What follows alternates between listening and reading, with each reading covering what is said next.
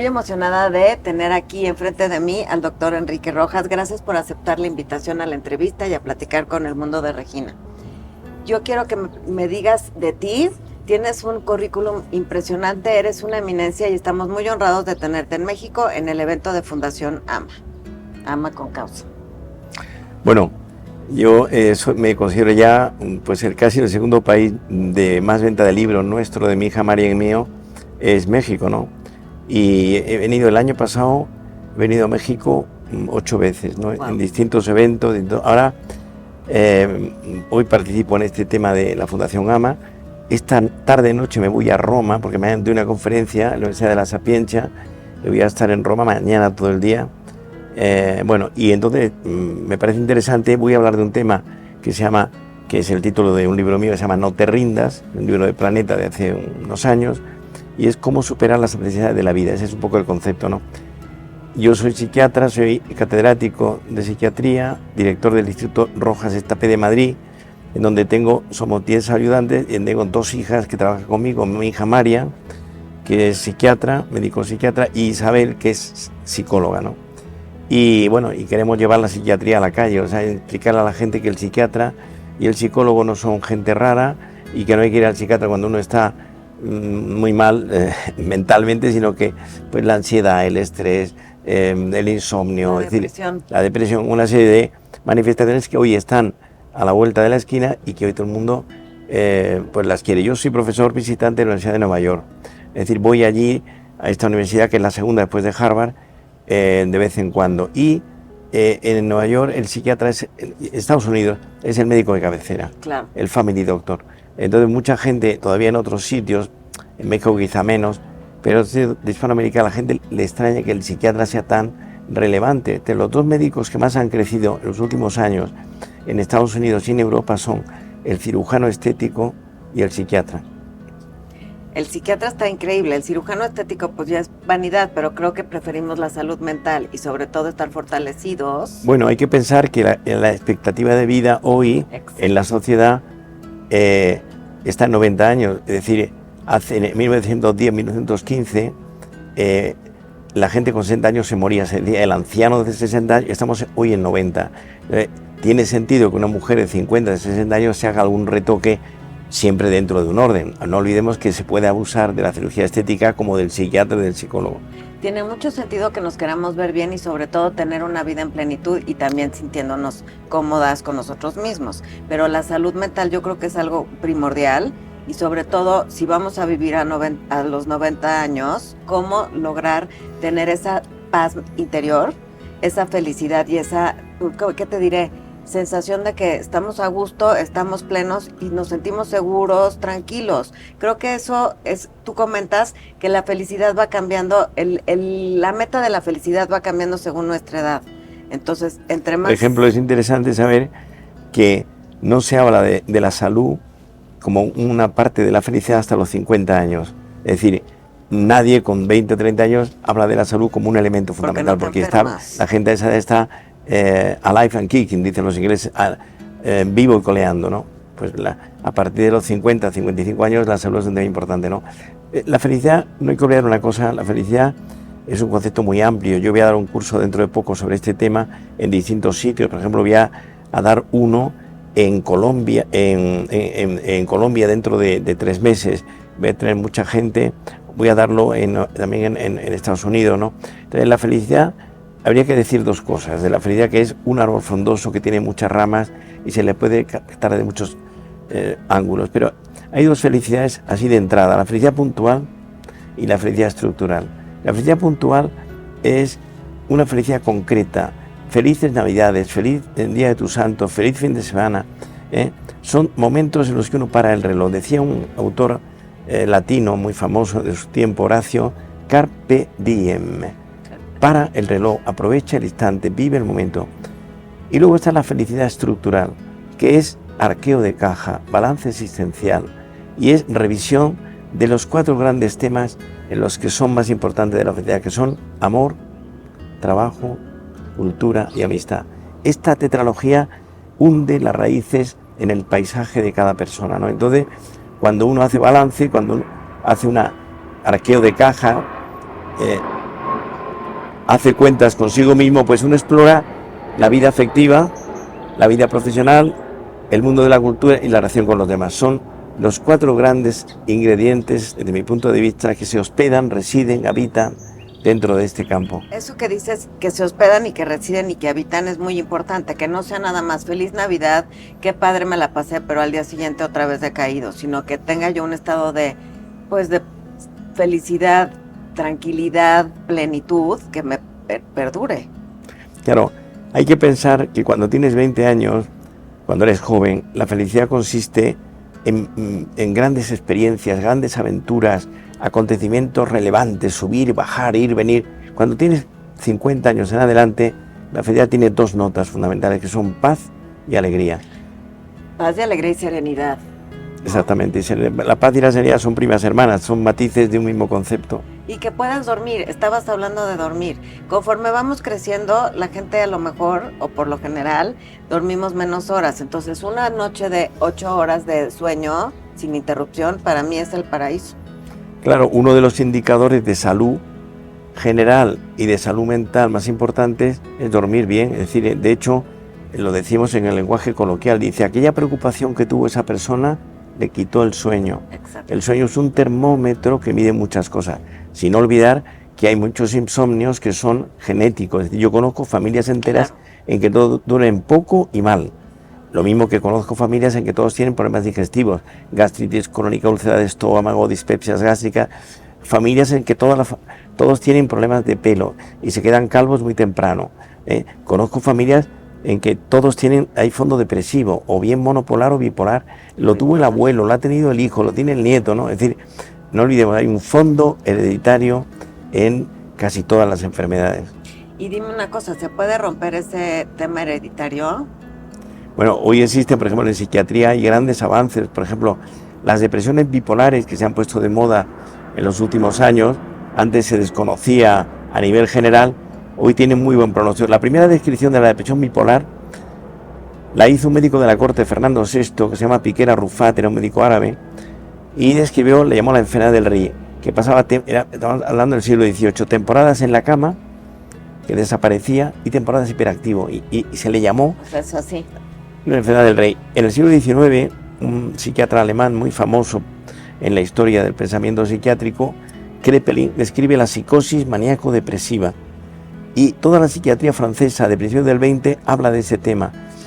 En el siglo XXI, la American Psychiatric Association describe la depresión bipolar como una enfermedad bioquímico-cerebral, no es de causa psicológica, sino es de causa biológica, que produce la alternancia de episodios de larga duración de euforia, vitalidad, dinamismo, verborrea, hiperactividad, y episodios de tristeza, apatía, decaimiento, ideas negras, etcétera, ¿no? Y hoy existen vacunas que se llaman estabilizadores del ánimo, que tienen una gran eficacia. El primer descubrimiento de esto lo hizo un médico sueco en 1952, Skau, que describió cómo en el norte de Suecia había una zona, que siendo un país nórdico con muy pocas horas de luz al día, había muy poca depresión. Y estudió las aguas que venían de las montañas y comprobó que tenían 4 metales importantes: litio, sodio, rubidio y cesio. Y se quedó con los 2 primeros. Es decir, casi todas las enfermedades depresivas recurrentes hoy se corrigen, se frenan con metales. Los 2 más importantes son el litio, en forma de carbonato, y el sodio, en forma de valproato. Tienen una gran eficacia y es un descubrimiento reciente. Qué maravilla, porque entonces así ya te pueden diagnosticar y a lo mejor encontrar una dosis que Hace falta hacer un seguimiento, porque el psiquiatra, no olvidemos que no solamente da medicación, el psicoterapia hace una cosa que se llama psicoterapia. Y la psicoterapia es el arte y el oficio de cambiar alguna conducta negativa. Pensemos en una persona que tiene reacciones de ira, una persona que es histriónica, que es muy teatral, una persona que tiene poca madurez. Es decir, se trata de un ejercicio psicológico, de artesanía, en el cual uno cambia, corrige, pule, lima, quita aristas de la personalidad que se llaman, hoy tienen un nombre, en inglés se llama personality disorder, ¿no? Que son desajustes en la forma de ser. Y en la forma de actuar cada día, de Claro. vivir nuestro día a día. Y la vacuna ¿cómo sabemos si somos candidatos para la vacuna? Por Bueno, ejemplo, se trata de que a una persona, no que tenga, porque todos tenemos días o momentos que estamos más arriba, más abajo por la vida mía, preocupaciones de la vida ordinaria. Se considera que una depresión es bipolar cuando una persona tiene episodios de euforia que duran muchas semanas. Entonces, y con una característica, el sujeto que padece esta enfermedad, el estado de euforia, o se llama también hipertimia, no tiene conciencia de enfermedad porque está mejor que nunca. Y entonces habla en exceso, gasta, compra, va.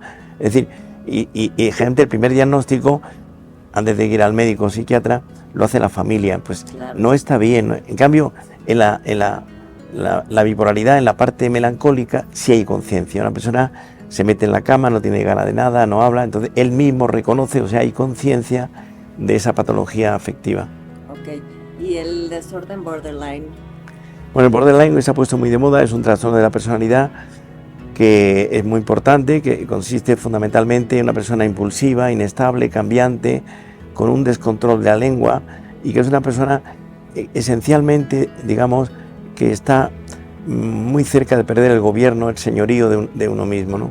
Y entonces, y hoy también tiene arreglo, porque yo tengo un libro dedicado solo a los trastornos de la personalidad que se llama ¿Quién eres?, el libro de Planeta, en el que estudio todas las principales desajustes de la personalidad inmadura, la inmadurez afectiva. Pensemos en este momento la primera epidemia occidental en el adulto, la primera epidemia psicológica en el adulto, ya no es la ansiedad, la depresión, la primera epidemia es el divorcio. One couple after another broken, una detrás de otra. O sea, la primera epidemia, yo he estado dando un curso en Nueva York sobre este tema, inteligencia emocional, y hoy es, o sea, por ejemplo, vamos a dar mis hijas y yo el día 26 de abril, sábado, un curso de inteligencia emocional en Madrid, en el Teatro Príncipe Pío, 1.500 entradas. Se han agotado las entradas en 4 horas. ¿Qué significa esto? Todo lo que significa estos temas tienen una resonancia enorme. Sí, porque es lo que estamos viviendo y estamos Claro. viendo alrededor. Platícanos de tu conferencia importante con tus hijas en Mérida. Bueno, hoy vamos a hablar de la familia, ¿no? Entonces yo iba a hablar entre otras cosas, de 4 tipos de padres, 4. En primer lugar, los padres autoritarios, que son aquellos que dicen esto es así porque lo digo yo y porque aquí se hace lo que yo estimo conveniente y yo soy el que manda. Generalmente, no olvidemos que las 2 piezas claves en la educación de los hijos por parte de los padres son exigencia y apoyo emocional. Exigencia y apoyo emocional. Entonces, en segundo lugar está los padres permisivos, que son aquellos, por resumir, porque se puede hablar mucho, pero yo quiero hablar de estos 4 modelos. Los padres permisivos son aquellos que dejan que los hijos hagan lo que quieran, que no les ponen límites y generalmente de entrada es muy agradable y de salida es muy malo porque no tienen una estructura jerarquizada por los padres.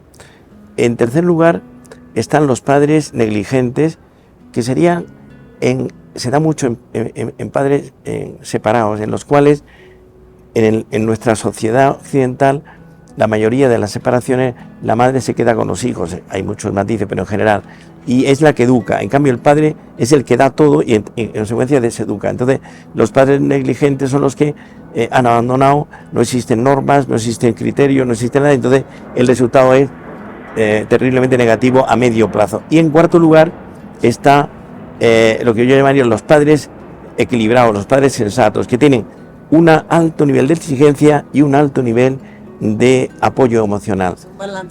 Un balance. La exigencia tiene 4 notas. O sea, ser exigente con los hijos tiene 4 notas. Primero, el orden. El orden en la habitación, en la ropa, en los libros, en el horario, en el aprovechamiento del tiempo. Yo suelo decir, ordenar es tirar lo que no sirve, lo que no se guarda, ¿no? Y eso. En segundo lugar, la constancia, que es la perseverancia en las cosas que uno empieza. Y en tercer lugar, la voluntad. Voy a hablar hoy de ello aquí. La voluntad es la joya de la corona, de la conducta. Y el que la tiene educada tiene un tesoro. Y en cuarto lugar, poner límites. O sea, y límites es, aquí en esta casa, cuando salen los hijos, el fin de semana se llega a la 1 de la mañana o a la 1:30. Es que en mi clase llegan a las 5, no. Aquí las normas son estas y hay que aceptarlas. Unas normas que son fundamentales, que sean sensatas. Bien, la exigencia y el apoyo emocional. El apoyo emocional tiene 3 características. Primero, la empatía, que es una palabra que se ha puesto de moda en los últimos años, significa ponerse en la piel del otro. Entonces tú te pones en el pellejo de tu hijo, de tu hija que tiene y que los está educando. En segundo lugar, el diálogo. En el diálogo uno se sienta a escuchar lo que dicen los hijos. Escuchar realmente. Yo tengo 4 hijas, de la mayor que es Marian, luego tengo otra que es abogado que se llama Cristina, luego Isabel que es psicóloga, y tengo una cuarta que se llama Almudena, ¿no?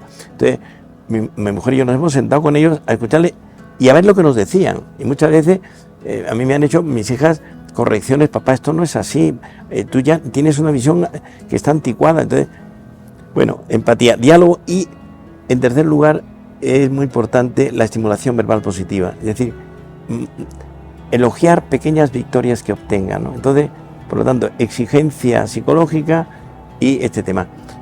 Nota a pie de página: educar es convertir a alguien en persona. Educar es seducir con los valores que no pasan de moda. Educar es amor y rigor, ternura y disciplina. Es un error grave darle a los hijos todo y que no les falte de nada. Eso no es educar. A los hijos hay que tenerlos en una limitación, incluso económica, incluso en muchas áreas, ¿no? Por eso, fíjese usted, en la educación yo sé no hay vacaciones, ¿no? Y al mismo tiempo los padres, sería el resumen de lo que he dicho, los padres no podemos pretender que nuestros hijos practiquen cosas que nosotros no hacemos. Eso está importantísimo. Y entonces, eso se llama, tiene un nombre que se llama integridad, que significa buena relación entre lo que yo digo y lo que yo hago. Porque los hijos detectan cuando sus padres dicen una cosa y practican otra, ¿no? Y eso es coherencia de vida, buena relación entre la palabra y los hechos personales. Mijito, no fumes y yo estoy fumando a escondidas, ¿no? Claro. Oye, doctor, dime una cosa, ¿dónde podemos conseguir tus libros? Porque estamos muy interesados. Bueno, ahora se van a vender aquí. Hemos traído Planeta, ha traído como 300 ejemplares. Pero bueno, mi libro es muy fácil porque nosotros, mi hija María, publicamos en Espasa, que es Planeta. Planeta es la primera editorial en castellano, la número 1, ¿no? O sea, en cualquier librería buena de México hay. Nosotros, o sea, nuestro segundo país de venta de libros, después de España, es México. El tercero es Argentina, el cuarto es Chile, el quinto es Colombia. Pero bueno, también yo tengo un libro, acaba de salir un libro mío en ruso, sobre crisis conyugal, remedios para el desamor. Tengo 5 libros en italiano. Acabo de publicar un libro en alemán, que lo he presentado, yo no hablo alemán, lo he presentado en inglés en Múnich. Tengo muchos idiomas, tengo en brasileño, en portugués, tengo como 6 libros, ¿no? Hay que pensar que todo lo que es hoy psicología y psiquiatría tiene mucha resonancia general. Claro, está muy importante que tengamos acceso hoy, y si no, también saber que por medio de Planeta los podemos buscar en línea y tenerlos. Dime, ya para despedir, ¿cuáles serían los puntos para alguien que está como en la rayita de la depresión y no dejarse caer? Bueno, es muy importante, lo voy a decir en la conferencia que voy a dar dentro de un rato, tener un proyecto de vida. Y el proyecto de vida es un diseño que uno hace de lo que deben ser los grandes argumentos. Y hay 2 fundamentales. Uno, primero, trabajar mi personalidad, es decir, tener una personalidad en donde yo pulo, limo, corrijo, quito aspectos negativos y pongo otros buenos que no estaban, es decir, para hacer una personalidad de cierta armonía. O sea, la puerta de entrada, por decirlo de alguna manera, la puerta de entrada al castillo de la felicidad consiste en tener una personalidad equilibrada, madura, no perfecta, porque todos tenemos puntos negativos. Y en segundo lugar, para no caer estando en el borde de la entrada de la depresión, pues tener un proyecto de vida. Y el proyecto tiene que tener esta tetralogía que he dicho antes, es decir, el proyecto es lo que yo he sido capaz de diseñar en 4 áreas. El amor es el primer argumento de la vida, y el amor es un trabajo. Yo no creo en el amor eterno, en el amor de la pareja eterno, creo en el amor que se trabaja día a día, ¿no? En segundo lugar, el trabajo, la vida profesional, es decir, y la profesionalidad, o sea, yo me he impresionado cuando mis ayudantes en nuestro equipo de Madrid, pues todos estudian todas las semanas, sacan horas para estudiar, ¿no? La profesionalidad, la mejora profesional, el identificarse uno con lo que hace. En tercer lugar, la cultura. La cultura Hoy es muy difícil tenerla por el bombardeo informativo de pantallas, o sea, yo tengo en mi casa 8.000 libros, o sea, yo no he hecho otra cosa que estudiar y leer. Entonces me impresiona mucho que hoy es muy difícil que la gente joven lea, porque es un ejercicio de gran ascética, de gran negación. Tengo que apagar el móvil, las redes sociales, el Instagram, y centrarme, y eso muy poca gente es capaz de hacerlo hoy. La cultura escasea. Y luego, en cuarto lugar, la amistad, que es la donación, el encuentro con los demás. Esos puntos son muy importantes y hay que practicarlos y hacernos el tiempo para leer y para concentrarnos y dedicarnos a apagar el celular y enfocarnos, porque nos está ayudando en todas las áreas de nuestra vida. Efectivamente. Platícanos de tu conferencia en Nueva York, porque también la queremos. Bueno, voy a hablar de la felicidad. La felicidad es un tema interminable, porque son de esos temas que tienen una densidad muy grande, ¿no? Entonces voy a hacer primero una pequeña historiografía de la felicidad. Los primeros que hicieron sobre la felicidad fueron los pensadores griegos. Sócrates decía que la felicidad, Sócrates fue ágrafo, no escribió nada, del siglo III antes de Cristo, y Sócrates decía que la felicidad consistía en encontrarse a sí mismo, que es un concepto que está en la psicología moderna. Sócrates decía que la felicidad consistía en el amor, y decía que el amor es el deseo de engendrar belleza. Y Aristóteles habla de la libertad. O sea, hay luego un pensador de este tiempo, del siglo IV antes de Cristo, Epicuro, que dice que la felicidad consiste en el placer. O sea, vamos viendo los distintos matices. Por ejemplo, San Agustín, que el siglo IV después de Cristo, dice: la felicidad consiste en la alegría en la verdad. O sea, son matices. Lo que está claro es que la felicidad absoluta no existe, es una quimera, son momentos felices o vivencias digamos, de que la trayectoria nuestra va relativamente bien, pero la felicidad absoluta se da en el otro barrio. Está muy interesante. Y vamos a escuchar ahorita en la conferencia en la fundación, para la Fundación AMA, ¿de qué vas a hablar?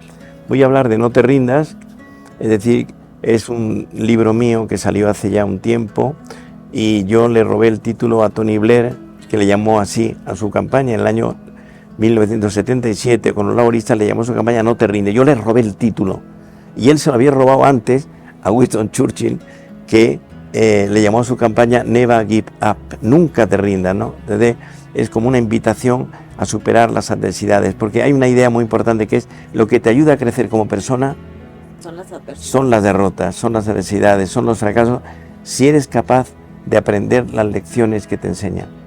Ay, no, bueno, qué emoción que yo voy a poderte escuchar en vivo, y sobre todo que tengo acceso a los libros acá, pero también la gente que quiera conseguir los libros los puede buscar en línea, Editorial Planeta, y en librerías Gandhi, y seguramente en San Luis. Muchísimas gracias por tu tiempo, doctor. Encantado. Qué orgullo y qué honor que platicaste con el mundo del régimen. Muchísimas gracias.